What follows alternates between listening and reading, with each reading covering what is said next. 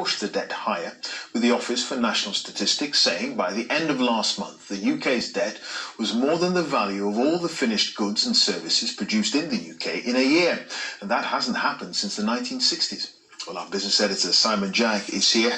There are a lot of noughts in this figure. Just break down what it means. It's a number so massive, it's pretty hard to comprehend. There it is, 4 commas, 13 digits. Put it this way, if you went back to ancient Egypt when the pyramids were being built and started spending £1 million a day, you wouldn't have got through that by today.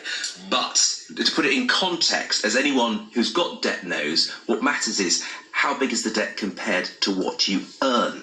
And if you do that comparison, you'll see that, as you said in your introduction, for the first time in nearly 60 years, the debt exceeds the entire national income, or GDP. So that is uncomfortably high, particularly for a government, a Conservative government, which thinks that managing public finance is one of its core competencies. How uncomfortable? Well, not as bad as Greece, Spain, Italy, and we can borrow at a very low rate of interest. You can see 0.2% is how much money, what you pay for borrowing 10 years worth of debt. But that might not last forever, and the government knows that when this is said and done, it had no choice really but to spend this money. It has to get that debt down, and that's why this is important. Getting that debt down will determine what public services we can afford, what taxes we'll be asked to pay for decades to come. And as the Chancellor said, no plans to go back to the austerity of the last financial crisis, but some very tough choices ahead. Okay, Simon, thank you. Simon Jack, our business editor there. A battle between light and darkness, that's how Joe Biden has framed November's US presidential election as he accepted the Democratic Party's nomination to challenge Donald Trump.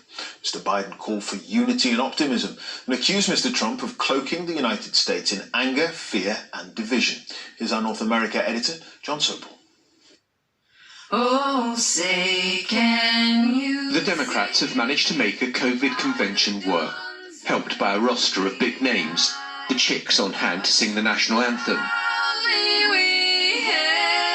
But more particularly by the small names, ordinary Americans with stories to tell. Last night, it was Braden Harrington, a kid with a stutter. It was really amazing to hear that someone like me became